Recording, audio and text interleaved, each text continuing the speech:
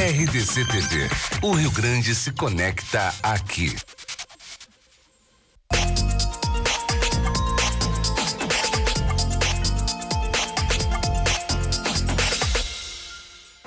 Boa noite, no ar o Cruzando as Conversas, o seu programa de fim de noite de segunda a sábado. Aqui, especialistas debatem os principais temas que interferem na vida dos gaúchos e das gaúchas.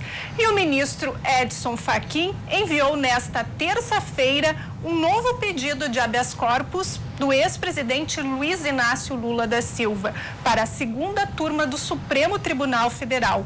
No pedido, a defesa de Lula alega que o juiz Sérgio Moro, que irá assumir o Ministério da Justiça e Segurança Pública no governo de Jair Bolsonaro, agiu de maneira suspeita na condução do caso.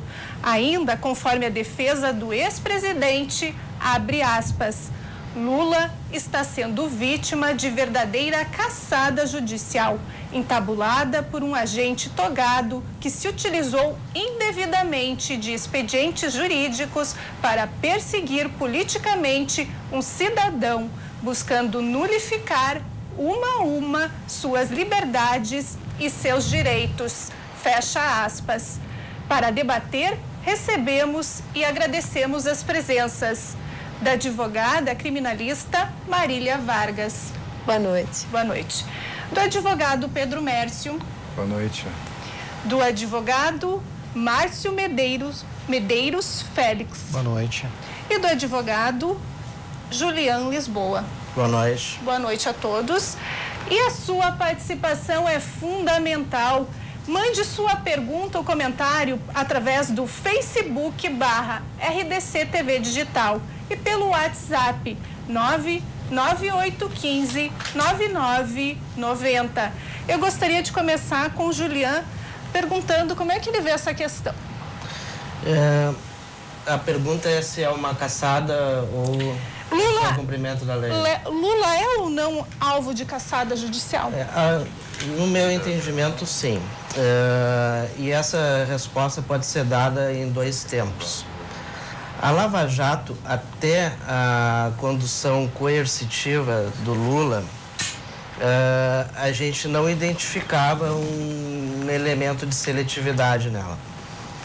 Mas a partir daquele momento, quando teve aquela condução coercitiva do Lula e os procuradores deram aquela entrevista coletiva, e eu assisti ela, e eu me lembro que eles diziam o seguinte, que nós entendemos que o ex-presidente Lula está envolvido, no entanto, tudo que nós conseguimos achar no nome dele, ou em volta dele, seria o triplex do Guarujá e o sítio de Atibaia.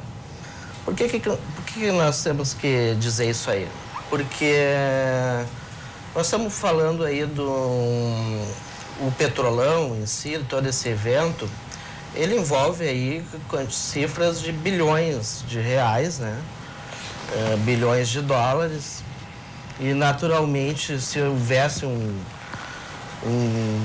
grande esquema de corrupção e de propina, não seria por um apartamento na Praia do Guarujá ou um sítio em Atibaia, que seria feito, que o suposto chefe do esquema receberia. E aí eu remeto, abrindo um parênteses, nós vamos voltar assim, na campanha lá de 2002, quando o Lula venceu a eleição e o vice do Lula era o José Alencar da Silva, concorreu com o PL de vice, que não existe mais, o antigo Partido Liberal. E a chapa de situação era com José Serra encabeçando, e o vice, não sei se lembra, Márcio, era uma mulher que era do PMDB. Então o PMDB concorreu com a situação em 2002. E aí, anunciada a vitória do Lula no segundo turno, eu estava assistindo a Globo News, por um acaso, e estava lá, entre outras pessoas, o Michel Temer, que era presidente do PMDB na época. E já foi perguntado de pronto para ele se o PMDB aceitaria embarcar no governo Lula, no governo do PT. E Michel Temer, sem titubear, disse que sim. Apesar de que eles tinham participado da outra chapa com o PSDB e que os ministérios já estariam definidos, mas haveria... E eu me lembro disso, ele citando nominalmente, nós temos a Petrobras, nós temos as estatais, nós temos o segundo, terceiro escalão. Então, o que esse presidencialismo de coalizão proporcionou, então, o que foi identificado pela Lava Jato, de uma grande rede de corrupção e de desvio de dinheiro público. Mas o que ficou... A partir daquela condução coercitiva, a gente identificou que, tanto que nas mídias oficiais, sempre se dando a entender de que o PT era o protagonista da corrupção. E estando o PT no alvo da operação, então, entendendo que o ex-presidente Lula estaria na inteligência, assim, dessa suposta quadrilha. E agora a gente vê... Eu não gosto de... Veja bem, e aí nós temos um segundo momento que o TRF4 se reúne, porque havia uma aura de que a Lava Jato pudesse ser a nossa operação Mãos Limpas do Brasil. E até um especialista italiano, que agora... Talvez possa me ajudar, Márcio, não me lembro o nome, ele disse, a diferença é que a Operação Mãos Limpas não estava dando um golpe de Estado. Porque o que tem por detrás? Tem a disputa do poder. Não existe vácuo de poder. Existe poder sendo ocupado por um grupo ou por outro grupo. E nós tínhamos, então, quando o juiz de primeiro grau... Eu não gosto de personalizar a perseguição no juiz de primeiro grau, porque ele não é o responsável, talvez nem o maior responsável pela Operação Lava Jato. Porque o pleno do TRF4 se reuniu e deu carta branca para o juiz Moro usar de métodos que não fossem os convencionais na Operação Lava Jato. Porque ela... entendendo o tribunal que não se tratava de uma situação normal, então poderia-se a operação se valer de meios não tão usuais. Então aí a gente já vê botando um pé no estado de exceção, a gente entrando nesse terreno da seletividade e agora coroando isso aí com a ida do juiz de primeiro grau, o Sérgio Moro, para o ministério do candidato vencedor, que é o outro grupo concorrente. Então, eu vou concluir. Então, assim, me parece assim que há uma seletividade, sim, da Lava Jato, há uma seletividade e houve uma perseguição para que se chegasse nessa condenação do ex-presidente Lula. Certo. Enfim. Marília, agora gostaria que desse lado desse a opinião. Lula é ou não alvo de caçada judicial? Bom, depende. Primeiramente, boa noite quem está em casa nos assistindo. Primeiramente, depende de que maneira tu entende a caçada judicial, né? Primeiramente, o direito penal em si, que vai ali abranger as pessoas que cometem crimes, e aí independe se é ex-presidente, se é atual presidente, se tem prerrogativas ou não, o direito penal tem sim que procurar, que investigar, que formar um processo, formar opinião e punir, né? Nós vivemos em um Estado de Direito. Se é o Lula ou se fosse outro presidente, ex-presidente, não interessaria. Então, se fala por caçada judicial a punição de alguém que cometeu um crime, né? muito bem sentenciado num documento de 300 páginas. E quem leu sabe que todo o acervo probatório está muito bem especificado lá, né? E depois ali comprovado pelo TRF. Então, se isso se entende por punir um criminoso como caçada judicial, bom, cada um entende o nome que dá às circunstâncias. Eu entendo que o Lula foi condenado porque cometeu crimes. E crimes imensos. E nós não estamos falando deste único processo em que ele foi condenado. Porque nós temos aí, em trâmite, mais 8 ou 9 acusações envolvendo bilhões, cifras que talvez, num primeiro momento, tu olha e tu não sabe nem, né, soletrar o valor. Então, isso que o Lula está sendo caçado é uma ideia fantasiosa para tentar acobertar crimes. E aí entra a questão política. A ideologia política de que se tu rouba, se tu desvia, se tu comete crimes para fortalecer o partido, aí está tudo bem.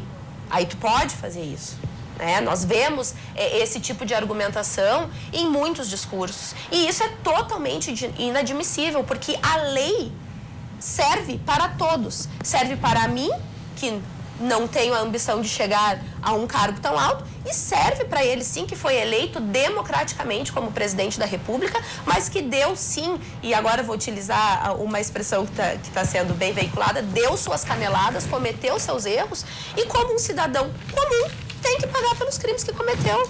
A análise jurídica dessa questão, e eu falo da análise jurídica disso, ela é muito simples. O juiz Sérgio Moro atuou com total imparcialidade como um juiz de mãos de ferro que tem que ser. Porque a questão envolvia muitos debates acalorados, a questão política nunca é uma questão tranquila, nós temos discursos muito fortes de todos os lados, então o juiz, sim, tem que ter uma postura dura, tem que ter uma postura responsável e de coragem para punir, como exemplo também, as pessoas, os crimes de colarinho branco. Porque como é que nós vamos querer aí acabar com violência, com roubos, com desvios dos colarinhos azuis, que são os crimes que vemos habitualmente, se não vamos punir de maneira exemplar os crimes de colarinho branco de pessoas que deveriam dar exemplo. E não dar exemplo de boa fé, de conduta idônea, e não exemplo de conduta criminosa. Ok. E deste lado aqui, Márcio Medeiros Félix. Como é que você vê? Bom, é evidente que o ex-presidente Lula tem um tratamento diferenciado do Poder Judiciário, especialmente da Operação Lava Jato, em relação a outros réus que a gente poderia visualizar e comparar. Acho que tem algumas coisas que a gente pode... Eu queria propor algumas conversas assim para a gente tentar ter alguns acordos.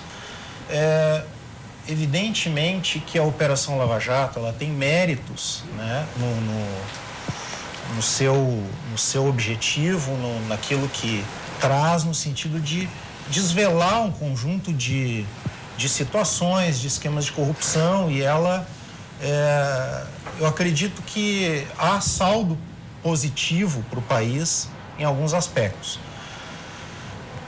O combate à corrupção, da mesma forma, ninguém é contra o combate à corrupção, e ele tem diversos mecanismos que ele pode ser buscado.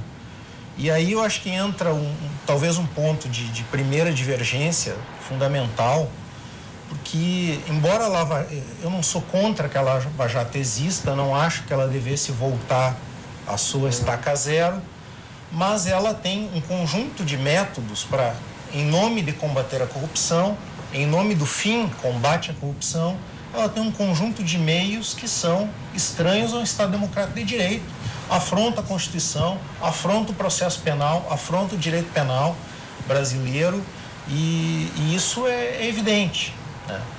O ex-presidente Lula, particularmente, ele tem um tratamento negativamente privilegiado, isso é óbvio. O processo da denúncia pelo Ministério Público Federal, com uma entrevista coletiva com apresentação em PowerPoint, isso não é comum. Então, nós já estamos diante de uma situação de exceção, um evidente espetáculo para uma apresentação de uma denúncia contra um réu, seja ele qual for, e eu concordo com a colega de que um ex-presidente da República deve ser tratado como qualquer outro cidadão. Então vamos tentar entender se o ex-presidente Lula é tratado como qualquer outro cidadão. Todas as denúncias em processos criminais, elas são acompanhadas de uma coletiva de imprensa? Não. Então nós temos um tratamento diferenciado. Nós temos capas de revista falando em duelo do juiz com o réu comumente? Não. Então nós temos uma situação de exceção. E aí entra um outro aspecto. O juiz Sérgio Moro, evidentemente, tem suas qualidades, né? E se percebe que não é uma pessoa... Não é mal intencionado. Eu teria dúvidas sobre isso, mas eu evidentemente que não é um sujeito com uma formação frágil ou com incapacidade técnica. Pelo contrário, é uma pessoa bastante inteligente, bastante bem formado.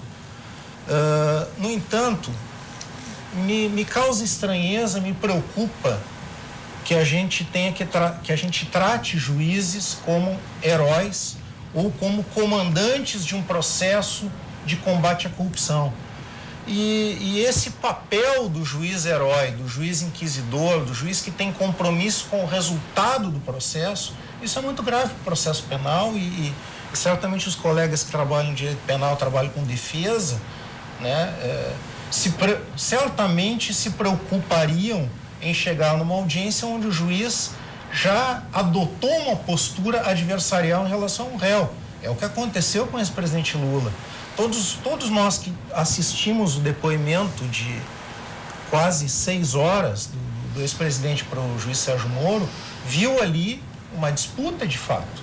A imagem dos dois com luvas de boxe, que uma das revistas semanais trouxe na sua capa, de fato estava reproduzida naquele depoimento, onde cada um procurava sustentar suas posições, sendo que o depoimento pessoal do réu é o espaço onde o réu é uma peça de defesa, é o espaço do réu expressar suas posições e não o juiz.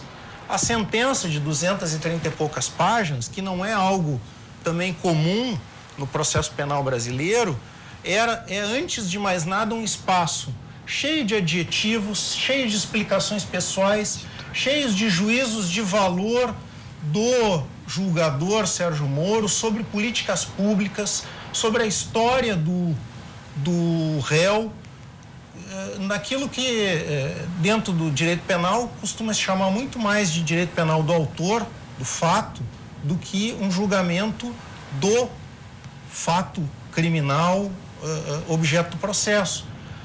Então, assim, evidente que o ex-presidente Lula tem um tratamento diferenciado negativamente em relação aos julgamentos nos quais ele é réu. Isso, assim, me parece que não há por que ter dúvida disso, né? A rapidez com que o processo foi julgado aqui no TRF4 é impressionante, porque a média o relator, o desembargador Gebran Neto, costuma elaborar os seus votos numa média de 275 dias. O voto da apelação do ex-presidente Lula foi liberado em 100 dias, né? Porque havia um evidente objetivo da Operação Lava Jato de julgar o Lula até o início desse ano para que ele estivesse inelegível no processo eleitoral enquadrado na ficha limpa. Então, assim, os elementos, as pistas, os indícios de que o ex-presidente é tratado de uma forma diferenciada são evidentes, né? E a gente pode desenvolver melhor isso ao longo do debate. Obrigada, Pedro Mércio. Inicialmente, boa noite a todos. É um prazer estar aqui nesse programa com a Juscelia. E eu ouvi atentamente o que os colegas falaram e eu tenho a minha posição contra a questão aguda do que foi posto para nós. é que o juiz Sérgio Moro, não é ele sozinho, ou não foi ele que condenou o Lula. Quem condenou o Lula foi o STF, o Supremo Tribunal Federal. Nós temos 3 graus de jurisdição e esses 3 graus foram esgotados. Então, para a linguagem popular que é usada, para mim, ela é prejudicial à nação e é prejudicial, como eu me referi ao outro programa que eu tive aqui, aos estudantes, aos universitários.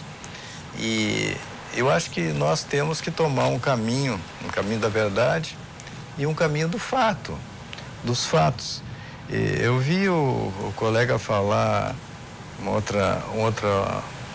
outro ponto, que é a questão da história do réu contada pela imensa, ou pela grande, realmente foi grande a sentença do juiz Sérgio Moro. Não precisava ter aquela sentença toda, mas teve a sentença com bastante páginas, 300 páginas, como diz em torno de 300 páginas, diz a minha colega, mas teve também um acórdão.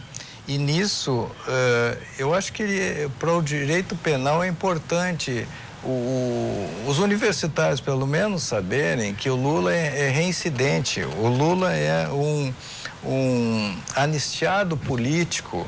Ele já era bandido há muito tempo. O Lula, ele recebe R$42 mil, se não me engano, por mês, por ser um anistiado político. Ele não é alguém que veio inocentemente para o cenário político, ou alguém que, como ele diz, visitou a Petrobras. Ele é uma pessoa perigosa. E eu digo mais, ele é queima de arquivo, ele solto e ele não vai durar muito tempo. Eu queria falar de Lula, a gente tem que falar do coração.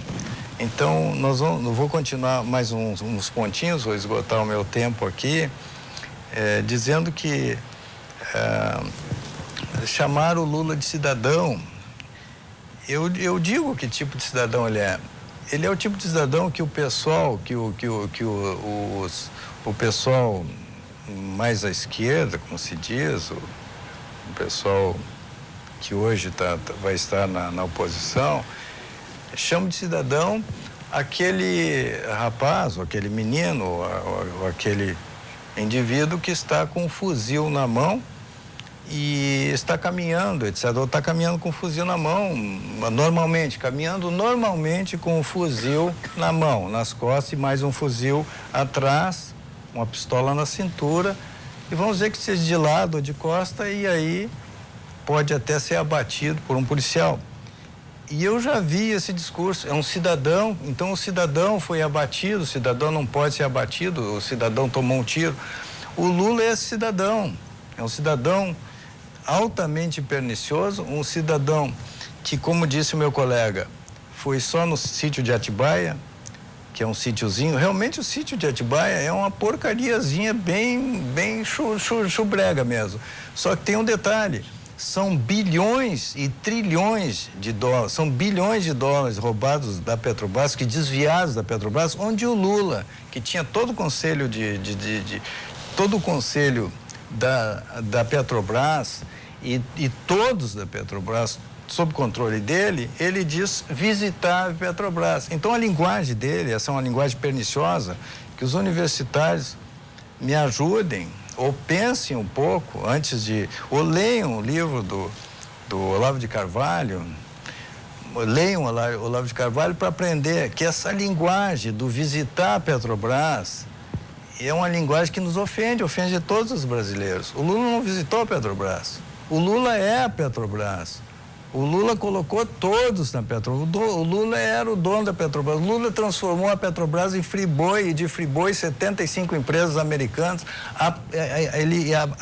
Ele só aplica nos Estados Unidos, na África, em todos os países onde ele é o fundador, dos próprios meios, das próprias maneiras como se carregam a política nesses países. Então o Lula não é qualquer um mesmo. E para ele teve o melhor dos melhores. O governo dos piores que ele implantou no Brasil ele recebeu, é a lei de Deus, e Deus existe. Ele recebeu os melhores, e foram os melhores juízes, tanto o juiz Sérgio Moro, juiz federal, como o juiz TRF, aqui do estado do Rio Grande do Sul, como o próprio Supremo Tribunal Federal. Ele recebeu o melhor tratamento que ele podia receber. Ele foi julgado a rigor e foi julgado com todos os recursos que podem ocorrer no Brasil e mais um pouco. E ainda hoje, os advogados deles querem fazer uma manobra para cair na segunda turma, que todo mundo sabe que o STF, na segunda turma, é uma facção. É real, é uma facção. Então, ele vai ser julgado por uma facção, pela facção dele, que ele colocou lá. Então, Lula não é qualquer um, e eu estou disposto a continuar com o debate e a falar mais alguma coisa do Lula, se me permitirem. Então, obrigada. A gente continua daqui a pouco. Vamos fazer um rápido intervalo e já voltamos.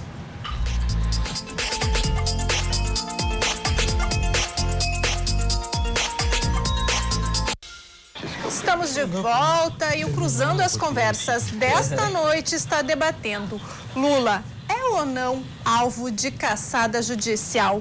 E neste bloco agora, quem começa é o Márcio Medeiros Félix, colocando alguns pontos, alguns elementos dessa discussão que a gente já iniciou no bloco anterior. Estamos de volta e o Cruzando as Conversas desta noite está debatendo. Tem um delay aí. Bom, assim, eu queria complementar alguns elementos e dialogar um pouco com algumas coisas que os colegas colocaram. Acho que, em primeiro lugar, o que eu falava antes, o processo, nós aqui até podemos, né, como é um espaço de debate público e onde vai misturar o jurídico com o político, nós podemos até fazer juízo de valor, se a gente gosta ou não do Lula, como o colega, enfim, demonstrou claramente pelos adjetivos, pelo conjunto de coisas que falou e de informações que trouxe, né, uma ojeriza, enfim, a figura do Lula. Mas o processo judicial, ele não pode se basear nesse tipo de informação. E ao ler a sentença do juiz Sérgio Moro, ao ouvir o que os desembargadores falaram, e nós tivemos a possibilidade de ouvir o julgamento, que durou algumas horas e foi transmitido pelo rádio e televisão, se viu isso que eu dizia: juízo de valor sobre o governo, sobre o partido do réu, sobre um conjunto de coisas que não interessam ao processo penal. E isso, a meu ver, expressa um conteúdo político das sentenças. Eu queria só fazer um reparo ao que o colega disse. As sentenças, as instâncias judiciais não se esgotaram.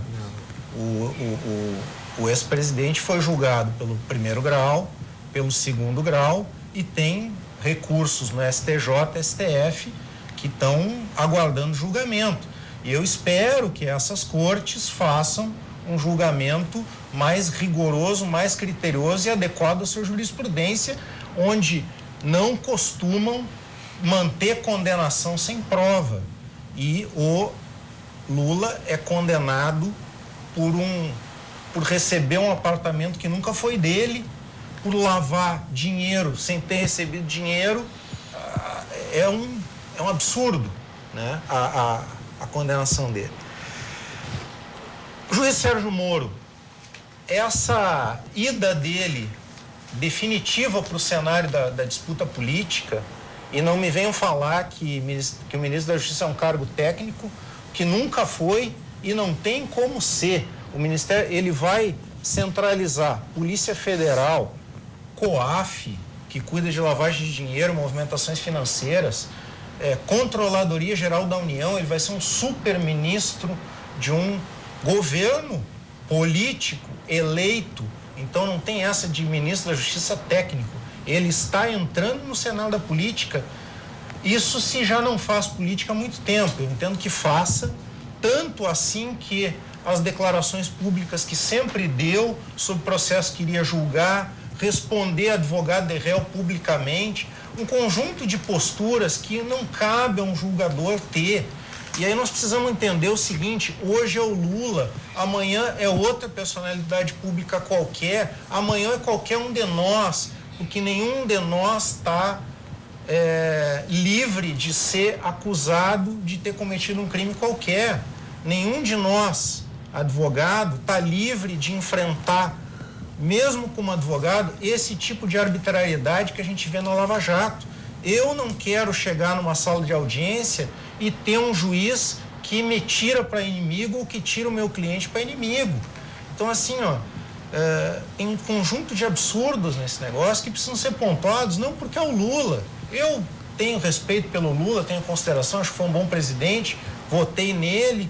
Agora, se fosse o Fernando Henrique Cardoso ou o Sarney ou qualquer outra figura pública, eu teria as mesmas críticas, porque o que me preocupa é o que vai sobrar desse negócio em termos de degradação da Constituição, degradação do processo penal. Um juiz que libera, um juiz de primeiro grau que libera a gravação com a presidente da República para fazer luta política, um juiz em férias que liga para comando da Polícia Federal para dizer que não cumpra uma ordem de um desembargador, como ele fez no caso da liminar dada pelo desembargador Favreto. Aquilo ali foi um absurdo. Qualquer pessoa que já trabalhou em repartição pública sabe, funcionário público em férias não pratica ato. Então, assim, o que o juiz Sérgio Moro fez remotamente da Europa foi um absurdo, uma grave ilegalidade. O que fez agora, às vésperas da eleição, liberando a delação do Palocci, que não tinha nada a ver com aquele processo, só para fazer luta política, para alimentar a disputa política, gravíssimo. Mais gravíssimo ainda, se a gente acolher o que disse o vice-presidente eleito, o general Alberto Mourão, de que o juiz Sérgio Moro já tinha sido convidado para ser ministro da Justiça antes do primeiro turno, ou seja, antes de liberar a delação do Palocci. Então, assim, tem um conjunto de ilegalidades praticada por esse senhor, e a última delas, a última imoralidade agora é um cidadão, juiz de carreira, que já aceitou ser ministro de Estado e tira férias para articular a montagem do Ministério em férias, gozando de todos os seus privilégios salariais e todos os privilégios e prerrogativas que a gente sabe que um juiz tem e tem que ter.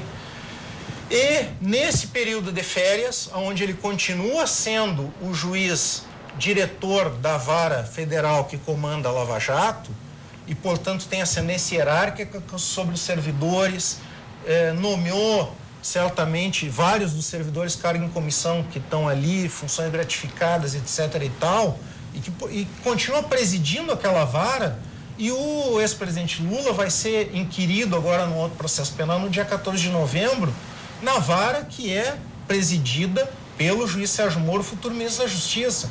Bom, vai ser a substituta dele que vai inquirir o Lula. Não interessa, o Sérgio Moro continua sendo o titular da vara onde tramita um processo e vão ser praticados atos de prova contra um réu que é claramente agora, se a gente tinha alguma dúvida, um inimigo político do juiz. Então, assim, é um conjunto de absurdos inegável. Marília, rebate? Sim, primeiramente com relação à decisão do Favreto, que concedeu ali a liberdade, né, de acordo com o pedido da defesa do Lula. Primeiramente, é básico sabermos que nós não podemos atuar fora das nossas competências. E, de acordo com o regulamento do próprio órgão, ele não tinha competência naquele momento para dar aquela decisão, porque, com relação àquele pedido, já havia sido negado antes. É simples. Gente, direito é técnico. Se está na lei, se está de acordo, ele não tinha competência. E se ele não tinha competência, ele não podia exercer aquele ato. Simples. Segunda coisa. No Brasil, nós já tivemos aí algumas questões de ex-presidentes detidos, mas foi a primeira vez que nós tivemos um presidente detido por crime. Crime. Ele cometeu crime. Ele cometeu corrupção, ativa, corrupção passiva, lavagem de dinheiro. Ai, mas na lavagem de dinheiro, pois é, ele não podia ter sido condenado porque o sítio não estava no nome dele. Incrível que se a gente para estudar o tipo penal da lavagem de dinheiro, a gente vê que a questão do sítio não estar no nome dele se enquadra exatamente na segunda fase da execução do crime da lavagem de dinheiro, que é a dissimulação. Depois da introdução dos valores auferidos de maneira ilícita, a dissimulação desses valores é a segunda fase da lavagem. Então, o sítio não estar no nome dele, ou o apartamento não estar no nome dele, ou os bens que foram ali ditos que são de propriedade dele, advindos de maneira ilícita, não estarem no nome dele, faz parte do tipo penal. O tipo penal enquadra isso. É a dissimulação que faz parte da lavagem de dinheiro. Terceira coisa, a questão da atuação do Ministério Público nesse caso. Gente, o Ministério Público constrói a acusação. É normal que quem está sendo acusado realmente não goste da acusação. Eu até acharia estranho alguém que está sendo acusado bater palmas e dizer, nossa, como o Ministério Público está atuando bem.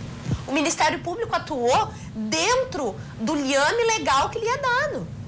Não é não é ilegal e não é antidemocrático agir da maneira que os promotores agiram. Não é. Está ali. O próprio acórdão do tribunal aborda essa questão. Se falou muito que o Moro participar de eventos acadêmicos e falar sobre o caso, assim, sucintamente, de andamentos. Os procuradores implicaram com os PowerPoints dos procuradores.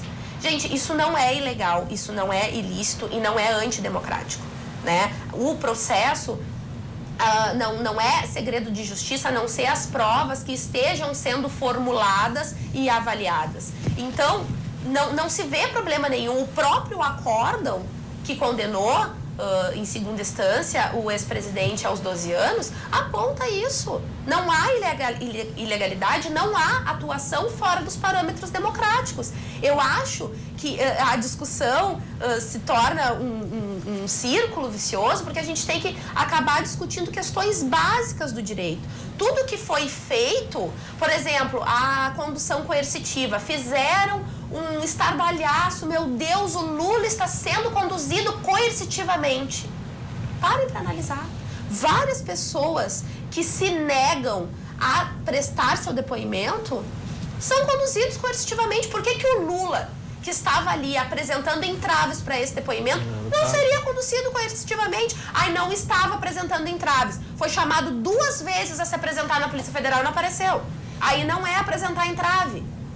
Não, só um pouquinho. O direito é para todos e eu vou repetir isso até o final do programa. Ele não é uma pessoa especial dentro da questão legal. A lei que é feita para mim é feita para ele. E ponto. É simples. Julião? A gente vê assim, hoje pela manhã estava um senhor amigo, pessoas que eu convivo que votaram no Bolsonaro e tudo, e ele me diz assim, olha, Julia, eu tenho um amigo petista e que eu pergunto para ele, por que tu defende o Lula se o Lula está condenado, está preso, está lá em Curitiba, né? E por que você defende ele? E ele não me responde, ele se irrita, enfim. Eu vou dizer então por que a gente defende o ex-presidente Lula. Primeiro, porque a gente tem um entendimento, e isso parece muito claro, isso fica no ar, que o Lula está preso lá pelo que ele representa, pelo que o Lula, pelo que representaria o Lula solto, a candidatura do Lula presidente, e pelo o governo do PT, que foi vitorioso 4 vezes nas urnas e que impediu da aplicação dessa agenda liberal. Essa é que é a questão, porque nós estamos falando, um outro rapaz dizia para mim, por exemplo, Márcio, não, mas onde é que está o dinheiro? Porque foram encontrados quantos milhões na conta do Palocci? 200, foram atrás de 200 e tinha 120 milhões na conta do Palocci. Não tem conta do Lula com 50 milhões, com 10 milhões, com 100 milhões. Esse valor do sítio não, do triplex, que é o processo do sítio não tem sentença, é um sítio que tem a atribuição de 3,7 milhões de reais. Então tu veja o seguinte, aí eu falando com outro rapaz me interpelando, eu disse, mas onde é que está o dinheiro? Se o Lula é o chefe dessa quadrilha, aonde está o dinheiro? Aonde está a conta na Suíça do Lula? A conta em paraísos fiscais? Que nem tem do Serra, de outros tantos. E aí disse, não, mas o PT o PT quer se manter no poder, o Lula não está preocupado com dinheiro. Bom, mas então nós estamos falando da disputa de poder. Qual é o grupo que não quer, que não briga pelo poder e pela manutenção do seu projeto no poder? E isso aí não justifica uma perseguição a um grupo político. Então a gente vai. Isso parece muito claro no ar que o Lula está preso porque é o Lula. E eu vou me lembrar que eu gosto muito de futebol, Márcio. Então nós tivemos um zagueiro do São Paulo Futebol Clube chamado Breno, que foi jogar na Alemanha. E ele botou fogo, eu não sei que ele estava com problemas psicológicos, enfim. Botou fogo no apartamento para ganhar o valor do seguro. Te lembra disso aí? Lembro, né? E aí, então ele foi a julgamento, porque aqui isso ocorre, não descobre que foi o seguro, e o seguro acaba pagando, acaba brigando para receber seguro, para não receber. E lá ele foi identificado que era um incêndio criminoso e ele foi julgado, e ele foi a julgamento. Quando teve o julgamento, eu vi o julgamento na TV, a juíza, que nem em filme, lá chegou todo mundo de pé e ela disse, olha, eu quero dizer o seguinte para ti, rapaz, nós não estamos julgando a sua pessoa, nós estamos julgando o seu ato. Então ninguém pode ser julgado porque é o Lula, porque é o Julian, porque é o Márcio, porque é o Pedro, porque é a Marília, porque é a Jocélia. O que vai a julgamento, e principalmente num processo penal, que é uma coisa sagrada, como diz o professor Lênin Streck, a economia, a política e a moral são predadores do direito, mas principalmente do direito do processo penal. Lá eles são proibidos de entrar, lá eles deviam ser proibidos de entrar.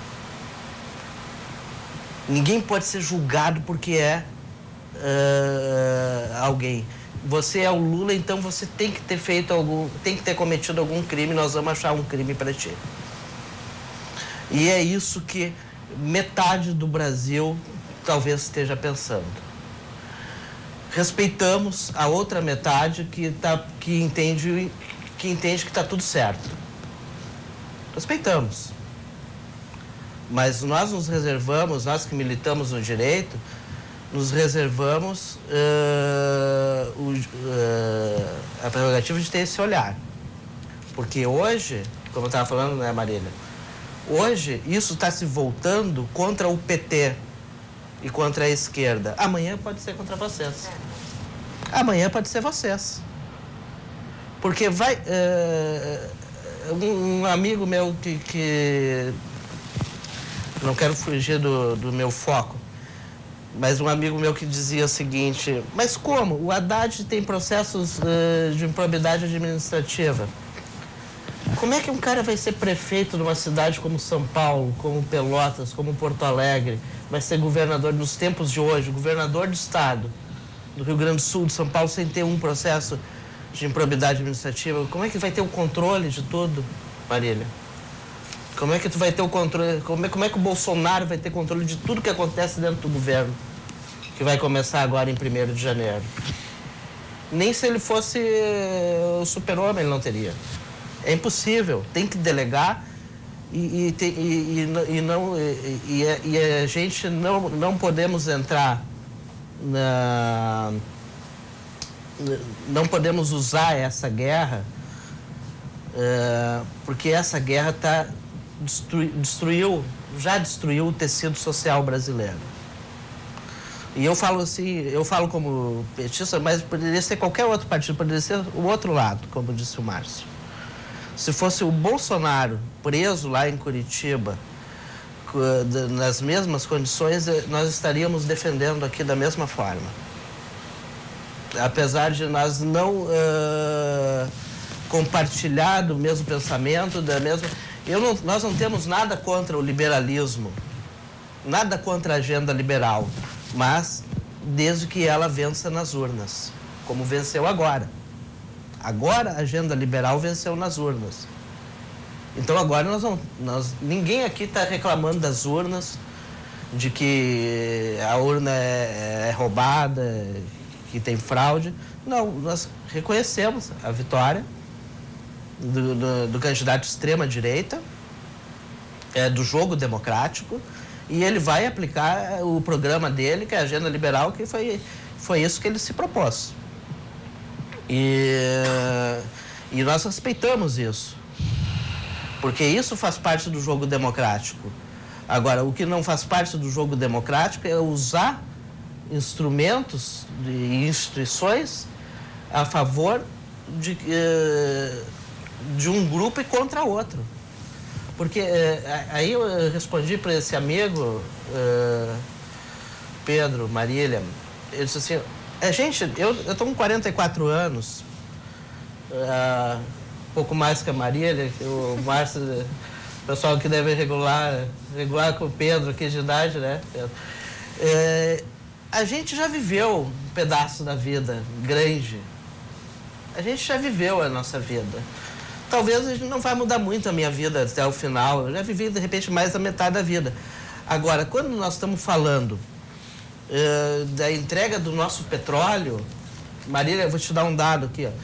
A reserva de petróleo da Venezuela é 300 bilhões de barris de petróleo. A reserva do Brasil, antes do pré-sal, era 12 bilhões. Sabe quanto ela é hoje? Ela é 200 bilhões de barris de petróleo. Brasil e Venezuela junto tem 500 bilhões de barris de petróleo. Então, quando o nosso pré-sal está sendo entregue, é da minha filha, que tem 8 anos, é do teu filho, que tem 3, que está em casa, que estão roubando. É eles que estão sendo empobrecidos. E eu não tenho nada contra o liberalismo. Agora, a gente tem que entender, e eu disse para um amigo militar esses dias, eu ficaria tranquilo se os militares entrassem no governo, Márcio, com o mesmo espírito que eles entraram em 64. Porque a gente vê, Pedro, no livro Paulo Henrique Amorim, ele contando que teve o apoio dos empresários brasileiros no regime que começou em 64, e os generais disseram o seguinte, olha, isso aqui vai ser capitalismo de Estado agora. E você, se quiserem, vai ser isso. E isso nós não estamos vendo nesse governo do Bolsonaro, infelizmente. Eu estaria dormindo mais tranquilo se o Bolsonaro dissesse aqui, ó, nós estamos aqui, nós vamos defender o patrimônio dos brasileiros. Nós vamos defender o petróleo dos nossos filhos, dos nossos netos. Nós vamos defender o nióbio, nós vamos defender 20% da água potável do mundo que está no Brasil. E que nós sabemos que as multinacionais, o mundo está de olho nisso. Mércio. Eu tenho para dizer que o nobre colega que fez citações e fez uma colocação bastante gentil, inteligente e articulada, bem bacana, para acalmar um pouco os ânimos. Mas quando a gente fala de Lula, ou a situação do Lula e o que isso pode representar para a nossa nação, para os brasileiros, eu digo que o Lula foi presidente dos petistas e não dos brasileiros. O Lula nunca representou os brasileiros. O Lula jamais representará os brasileiros. O Lula representa uma facção. Essa facção, ela não é um partido político, é uma facção PT. É um partido, é uma facção de esquerda, que se diz de esquerda, que também não é, que se diz comunista, que não é. Então, a gente não pode falar com amenidades com um homem que é acusado de roubar o Aleijadinho, é um Jesus Cristo do Aleijadinho, do Palácio da Alvorada, é acusado de carregar 6 ou não sei, 16 aqueles containers que só para armazenar custou alguma coisa de milhões de reais. Então, por onde ele passa, tudo ele leva. Ele leva tudo para casa ou para o sítio. E ele já trabalhou antigamente para os governos militares, se não me engano, não posso dizer, mas é um homem que durante 50 anos atormentou os brasileiros. Ele está preso porque é acusado de roubar. E ele está preso porque é acusado de detonar a grandes empresas brasileiras e levá-las para o exterior. Ele está preso porque é acusado de, dentro dessas manobras políticas, ele está envolvido em transações internacionais que, um exemplo bem fático, bem simples, por que o Brasil construiu na Venezuela metrô, ou se não me engano, ou deu dinheiro para Cuba, ou deu dinheiro para o Congo, para não sei para onde, para a África, ou por que ele quis transformar a Petrobras em Petroáfrica? Porque ele montou a maior organização criminosa do mundo. Isso é dito popular, não sou eu, Pedro, que estou dizendo. Todos sabemos que o Lula montou a maior organização criminosa que o mundo já conheceu.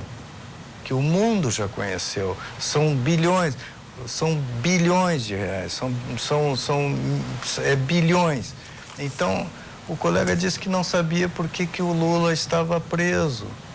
Eu acho que ele está preso porque roubou Jesus Cristo do Aleijadinho, acusado de ter roubado o Jesus Cristo do Aleijadinho, que estava ali há anos com os vários governos, vários presidentes, e nunca roubaram nada, nunca levaram nada do palácio. Então tem N motivos para o Lula estar preso, e vai ter muito mais motivos para ele estar preso quando vier esses outros 10 processos ou mais que tem, onde ele é réu. E então ele será homenageado aqui no Brasil pelos brasileiros. Só que eu acho que a comparação que o ilustre e nobre colega fez ali, de que o Lula com o Bolsonaro, eu não sei se isso eu não sei o que dizer na frente dos telespectadores. Eu peço para os universitários, para as pessoas que tomaram, o universitário que não leu, como disse, o livro interessante do Olavo de Carvalho, que se não me engano o livro precisa ler para não ser um idiota, não sei o que eu também não li. Eu acho até que tenho que ler. Que você precisa saber para não ser um idiota. Os universitários brasileiros, eu não li, mas que... Mas está citando ele. Eu estou citando. Mas o que eu vejo na internet, de vez em quando, não tenho que fazer, dar uma olhadinha. Mas grupo de WhatsApp. O Lula é uma piada. Também. O Luiz Inácio do Lula da Silva atormentou os brasileiros durante 50 anos. Acho que agora, compará-lo com Bolsonaro, pelo amor de Deus, Bolsonaro não roubou nenhuma caixa de fósforo. Ele não consegue roubar uma caixa de fósforo. Agora, como é que o Lula, que é a comunidade Luladrão, encontra defensores dentro do esquema jurídico, ou falando juridicamente, ou cientificamente? Olha, a questão jurídica é uma questão científica. Só que todos que defendem o Lula não pensam jurídica cientificamente. Nós temos que falar de processo e processo penal. Eu não vou falar de processo penal. Prefiro falar do Lula. É Luladrão. Então eu gostaria, isso é popular. Eu gostaria de encerrar mais esse pedacinho meu, dizendo que o Lula tem sim motivos para estar preso. Ok, obrigada. A comparação que foi feita, porque eu estava conversando com a Marília. O Lula é piada. Pedro. Estava conversando com a Marília antes de começar o programa, que em 98 nós tivemos uma disputa muito acirrada aqui no governo do estado. Como eu tinha 8 anos, ele estava me contando, me narrando. Eu estava contando que a Marília foi, tinha 8 anos na época. O Márcio certamente deve se lembrar. Mas assim, nós tivemos uma disputa entre o Brito, que era então governador, tá, se candidato à reeleição, contra o Olívio Dutra, né, Pedro? E teve uns dias, poucos dias antes da eleição, teve uma pesquisa que saiu, mais de uma, do Ibope, da Datafolha, dando o Brito disparado na frente. O Brito tinha 15, 20, não sei, agora... Mas tinha o quê?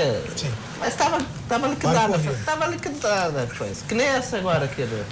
Aí, o Olívio ganhou a eleição. Ganhou, e aí teve lá na Caldas Júnior, lá na Guaíba, né? Quando não era ainda da Record, reuniram lá o pessoal para analisar o resultado das eleições, e o Tarso Genro chegou e todo mundo falando das pesquisas, e o Tarso disse o seguinte: olha, eu não... o que eu quero dizer é o seguinte, não acho que tem teoria da conspiração. Isso hoje se voltou contra nós, amanhã pode se voltar contra vocês. Amanhã é vocês. Vai ter uma pesquisa assim, inversa, do outro jeito. Isso que... Soares, posso te convidar para a gente continuar no próximo bloco? Claro. Então, a gente vai fazer um rápido intervalo e já voltamos.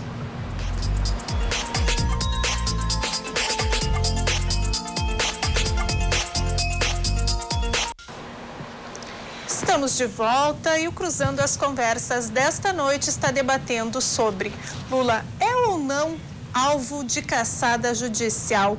E a Marília agora gostaria de falar sobre processo penal.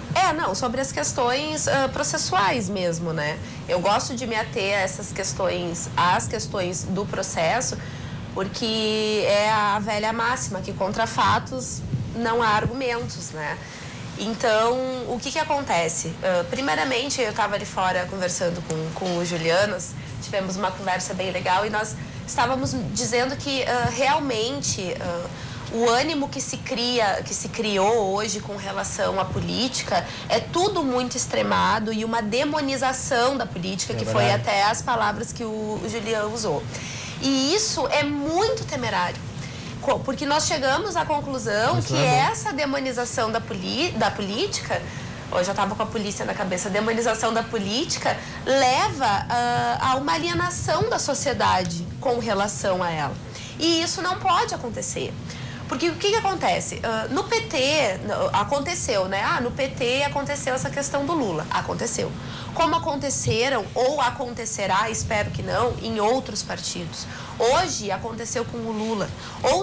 Esperamos que outras pessoas que errem, tanto quanto ou menos, mas que errem, sejam punidas com tanto rigor como ele foi, porque realmente um agente público cometer crimes contra o seu país é uma coisa que merece uma punição muito dura, né? E de acordo, claro, sempre com o processo, o devido processo legal e as questões das próprias leis especiais que tratam do tema e do Código Penal. Mas eu escutei, eu estava comentando com o Juliano, eu escutei assim, agora que o Bolsonaro foi eleito, o PT tem que acabar. E eu venho defendendo nas minhas redes sociais, eu tenho uma interação interessante com o pessoal, defendendo assim, gente, vamos ter discursos inteligentes sobre política. Primeiro, nós precisamos estudar, entender do que nós estamos falando. Porque o fulano que é político discursou e usou a expressão fascista, ditadura, falou da Venezuela, falou de... Tá, mas tu entende do que a pessoa discursou? Tu entende para dizer se tu concorda ou se tu não concorda, ou tu vai sair por aí repetindo discursos prontos, né? A gente precisa saber do que a gente está falando. E falar que a destruição do PT seria o caminho, um bom caminho para o Brasil, muito embora eu seja totalmente contrária às ideologias políticas do partido e não da pessoa Lula, tá? Não estou falando da pessoa, estou falando do partido. Muito embora eu não coadune, não concorde, não sejam as minhas filosofias, eu digo, gente, o partido do PT, assim como os outros partidos, assim como partidos de direita, o PT como um partido de esquerda, tem uma importância extremamente relevante e eu diria vital para a democracia brasileira. A existência de partidos opostos são essenciais e a destruição do PT não é o caminho. Talvez se livrar, talvez não, se livrar de pessoas corruptas e criminosas, uma reorganização do partido, achar novas referências políticas, seja um ótimo caminho para a reconstrução do partido, porque ele é importante sim para a democracia brasileira. E não pode terminar não, muito embora eu não esteja aqui como defensora e nem seja familiarizada com o partido, defendo que não pode, isso não pode acontecer e nós não podemos demonizar o partido. Porque assim como existem corruptos no PT, existem corruptos em outros partidos e existem pessoas más, de má conduta, infelizmente, em todos os setores da sociedade hoje em dia. E nós precisamos ser inteligentes ao ponto de reconhecer isso. Existem policiais corruptos? Existem. Mas a polícia tem um papel importantíssimo na defesa da sociedade. E a própria polícia tem um trabalho extremamente rigoroso para descobrir pessoas corruptas e eliminá-las, né, do seio do órgão. Então, no primeiro momento com relação à política, eu digo que eu acabo me exaltando falando de política, porque para mim política também é sentimento, porque são os sentimentos pessoais da gente que falam junto com a política. Aliás, a política move tudo, inclusive o direito. Né? Mas dentro desse processo do Lula, e não é né? Mas me refiro ao processo do Lula, o que acontece? Tá? Existe uma subsunção de tudo que foi feito aos tipos legais. Né? Se tu comete uma corrupção ativa, existem critérios que serão analisados para as pessoas que não estão tão familiarizadas com o nosso palavreado, talvez, jurídico. Existe um tipo penal, fala lá, corrupção ativa. Descreve o tipo, o que é feito para que aquele crime ocorra. Se a pessoa cumpre todos aqueles requisitos que estão ali dentro, ela está cometendo um crime. Eu estaria, o Lula esteve, até agora, né, dentro das sentenças e da confirmação da sentença pelo tribunal. Então, para mim, dentro dessa questão do processo, não há o que se questionar. Da lisura do processo, da integridade da sentença e da integridade do acórdão que analisou. Né? As provas foram cabais. Existem as delações. Se tu vai, a questão, eu não vou discutir a questão do momento em que a delação do Palocci foi ali exposta, né? Mas se tu der um Ctrl F ali, procurado por palavras, se tu colocar a palavra Lula, meu Deus! Então, assim, a pessoa estava dentro de um esquema, estava cometendo crimes de maneira contínua. Então, nós não podemos, por discursos ideológicos, dizer que ele foi um autor por crença, né? Às vezes as pessoas são autoras de um crime por crença religiosa. Né? Nós temos essa questão de analisar as autorias. Nós não podemos dizer que ele foi um autor por crença política, porque ele é um autor de um crime. E como tal, dentro dos parâmetros do processo legal, as provas analisadas, os depoimentos analisados, as delações analisadas, ele foi condenado, devidamente condenado dentro dos crimes abordados.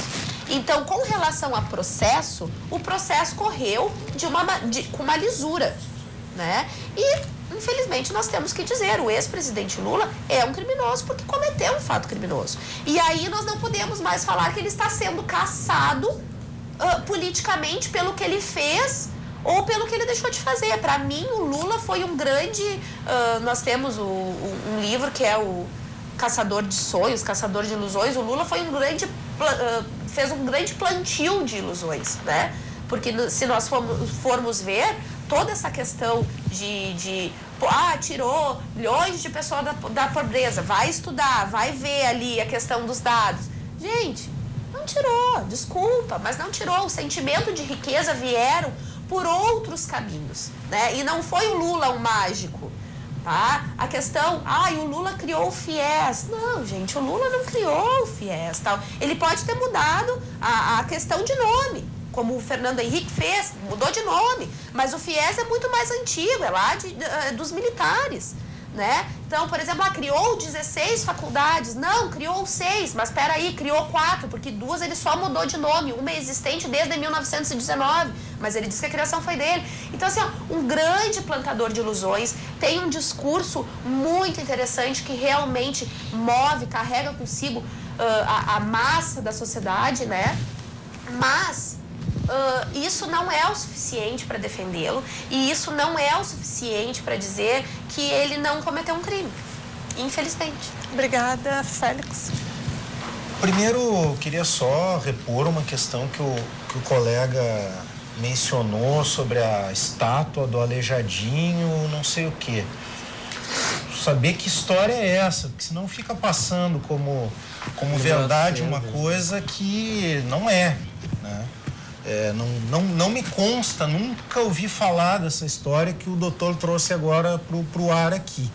A questão dos containers com honrarias, com medalhas, com comendas que o presidente da República recebe, todos os presidentes da República saem do seu mandato com containers e isso é inclusive um problema para eles, como é que administra isso depois. E sejamos no mínimo coerentes que o ex-presidente Lula, dessa acusação, foi absolvido no mesmo processo que nós estamos discutindo aqui do apartamento.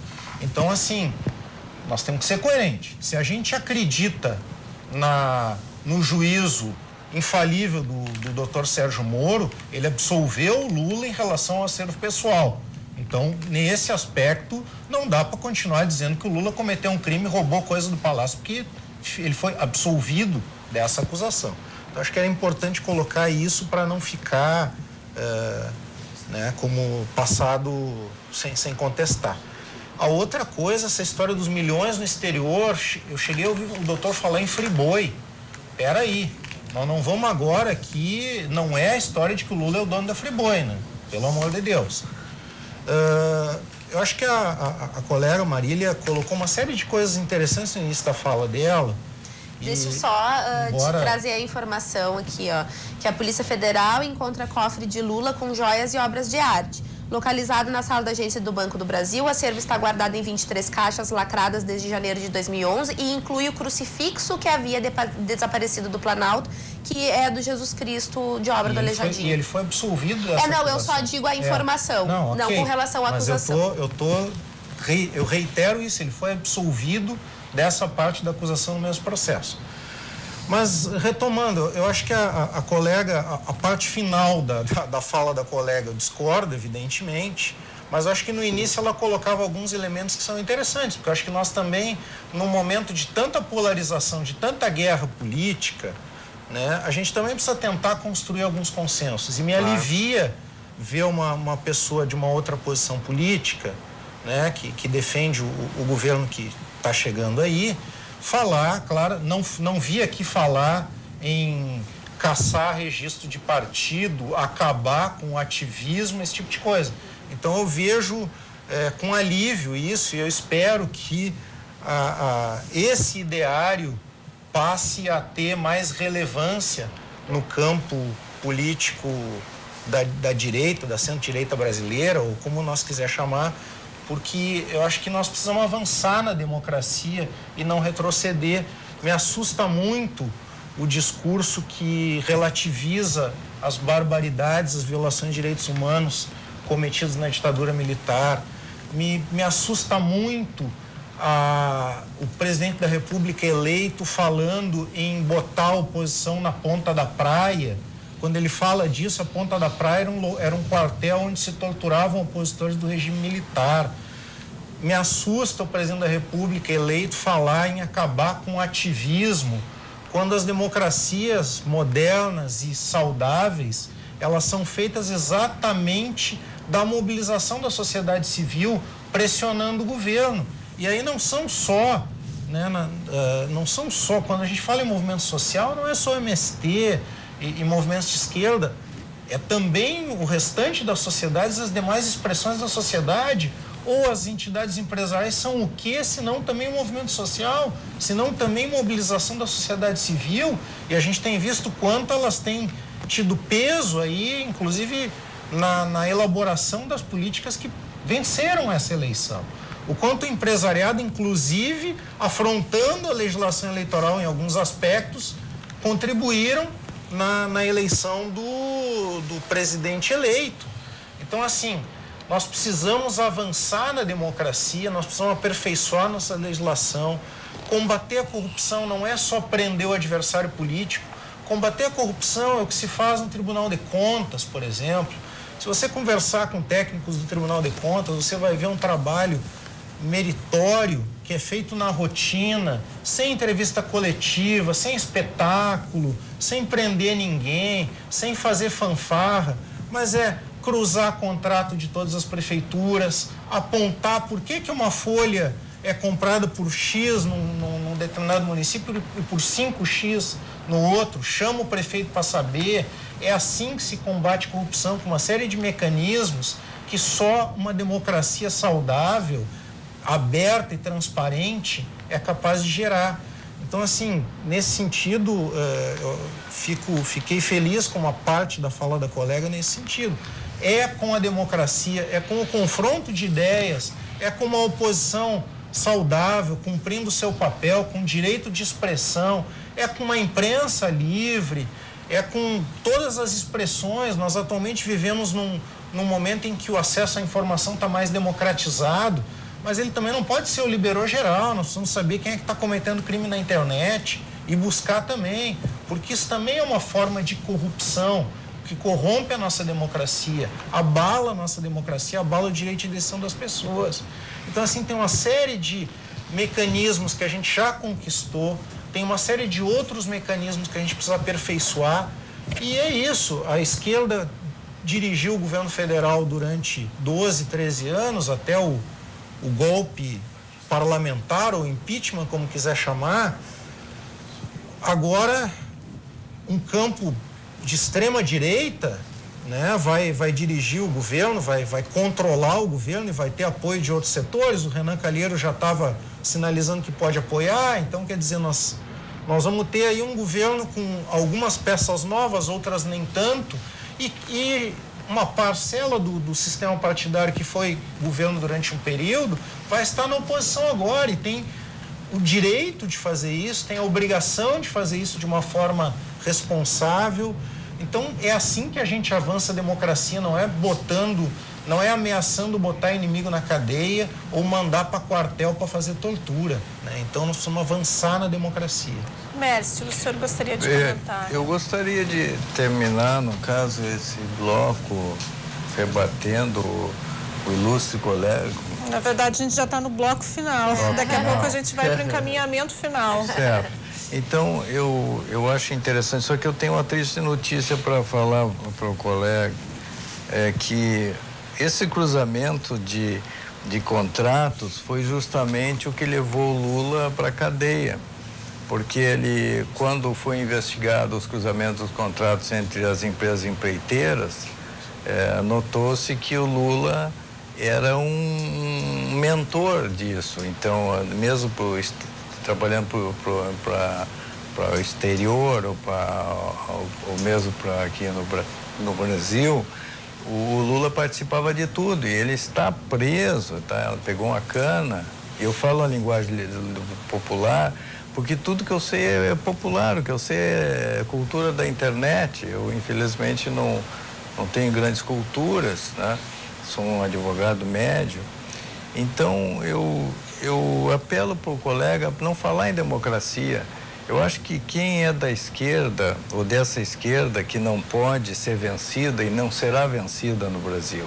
Nós não temos condições de vencer essa esquerda, ela tem que ser extinta. Nós não temos condições de extinguir essa esquerda. Então, nós vamos conviver assim, e eu pedia eu acho que a palavra democracia, como ela é colocada pelos esquerdistas, é uma afronta à nossa inteligência, à inteligência dos universitários. O que é democracia, colega? A democracia vista, sob o ponto de vista dos petistas, que, como eu disse, não é um partido político, ela é uma coisa inexistente, ela está no prana, ela não é real. Democracia é o que está acontecendo agora, o que o Brasil sempre foi um país democrático. Nós somos um país democrático, um país de pessoas pacíficas. Somos tão pacíficos que nessa situação nós conseguimos, o único país do mundo, da história do mundo, os universitários que me olhem, o único país do mundo que conseguiu destruir ou vencer por hora os comunistas sem dar um tiro foi o Brasil, só o Brasil. E o Brasil estava atolado no comunismo e foi por muito pouco que o Brasil não perde essa.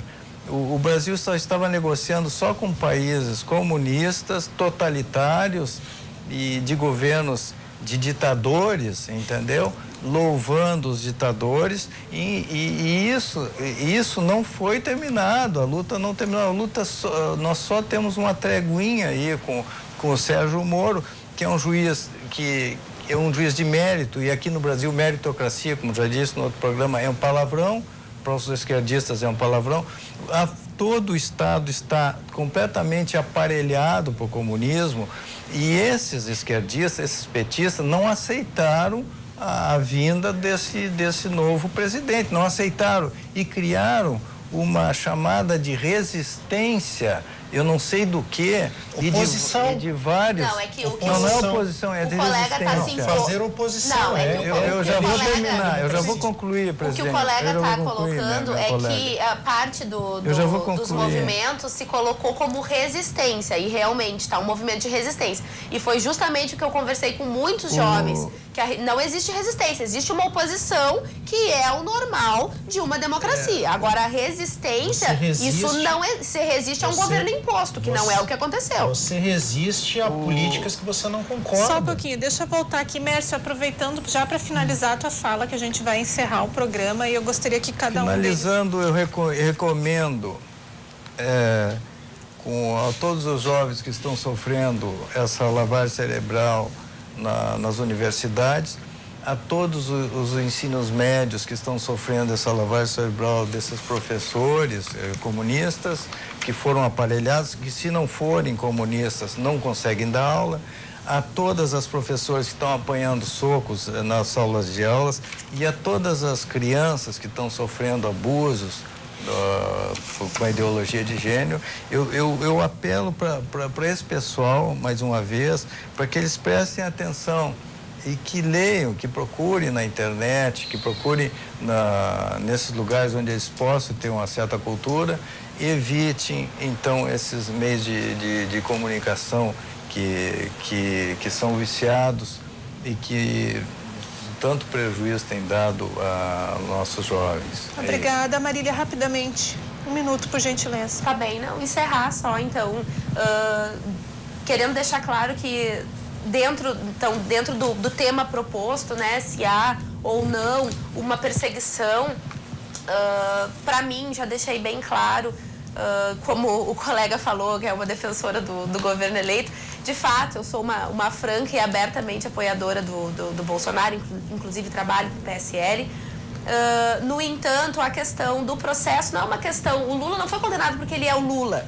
O Lula foi condenado porque ele cometeu crime, ponto final. A questão jurídica é muito simples, a gente não precisa ficar dando voltas e criando teorias com relação a isso. O processo foi rígido, a sentença é legítima, creio que a pena poderia ter sido até maior, mas ele tem mais 9 processos aí, inclusive por formação de cartel, organização criminosa, né? Então, assim, não há uma caçada política. Há a condenação de um criminoso. E isso é uma questão que se impõe. Se cometeu crime, tem que cumprir. Simples, gente. Félix. Rapidamente, é evidente a perseguição política utilizada através da Operação Lava Jato ao ex-presidente Lula, evidente as tropelias praticadas pela Lava Jato, especialmente pelo juiz Sérgio Moro, inclusive com ilegalidades flagrantes, como as que eu já apontei. Espero que o ministro, o agora ministro Sérgio Moro, não pratique esse mesmo conjunto de ilegalidades à frente do Ministério da Justiça, porque é uma estrutura estatal muito forte, muito significativa, onde ele vai ter mais controle público, espero, né, com a imprensa livre. E democracia é a disputa de ideias diferentes, é permitir imprensa e organização partidária e movimentos sociais. Não é dizimar adversário, não é eliminar adversário, como o presidente eleito diz e como, infelizmente, parte dos seus apoiadores expressam, como a gente ouviu agora aqui. Boa noite. Boa noite, obrigada. Lisboa, por gentileza, sua fala final aí. Boa noite. Então, assim, para concluir, eu quero dizer para os amigos que estão assistindo, para minha filha em casa, que disse que ia ficar até mais tarde um pouco. Não há dúvida eu não tenho dúvida nenhuma de que a Lava Jato é um processo seletivo, inquisitorial, que se voltou contra o PT enquanto partido. E eu vou dizer por que agora. É uma convicção minha, porque o PT é o único partido orgânico que existe no Brasil. Não é pelo Lula, pela Dilma, pelo Márcio, pelo Júlia, é porque o PT é composto de movimentos sociais, da academia, da igreja, de diversos setores da sociedade que lá estão representados e que não liberariam os seus governantes que de lá saíssem para entregar o Brasil a uma agenda que vem contra os interesses da nação. Essa é a minha convicção, sujeita às chuvas e trovoadas. Eu acho que o ex-presidente Lula está preso injustamente, condenado injustamente. Vai ter farta documentação, farto estudo sobre isso. Nos próximos 50 anos vai se falar muito sobre isso. E é importante que as gerações, agora pegando o gancho, Marília, é importante a geração dos jovens, que nem o Pedro gosta de, acertadamente, gosta de se dirigir aos universitários. Eu quero dizer para os mais jovens que não demonizem a política, procurem a política. Se vocês são de extrema direita, procurem o PSL. Procurem o PSL. Se vocês são de esquerda, social-democrata, socialista, procurem o PCdoB, procurem o PT, procurem o PSOL, procurem o Partido Novo, procurem aquele que vocês se identificar e desmistifiquem determinadas questões. Ninguém, enquanto o Lula não é nem o Mandela e também não é nem esse diabo que foi pintado no Brasil. O Lula é um homem, foi um grande presidente e teve lá seus erros, sim, e não está acima da lei. Mas o que é importante, o que está em xeque nesse momento é o futuro do nosso país, que é um país sem projeto de nação, é um país que só tem projeto de poder de determinados grupos e que está com um tecido social rasgado, fraturado, e que nós não vamos avançar nesse debate de criminalizar o inimigo. Juliane Lisboa, obrigada. Obrigada também, Márcio Félix, o Pedro Mércio e a Marília Vargas. Agradeço a você que nos acompanhou. Muito obrigada pela companhia e até breve.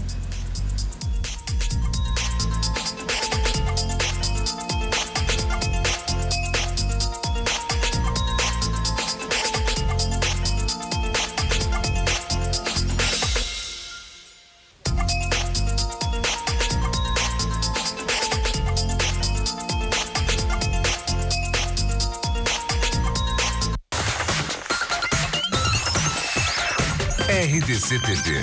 O Rio Grande se conecta aqui.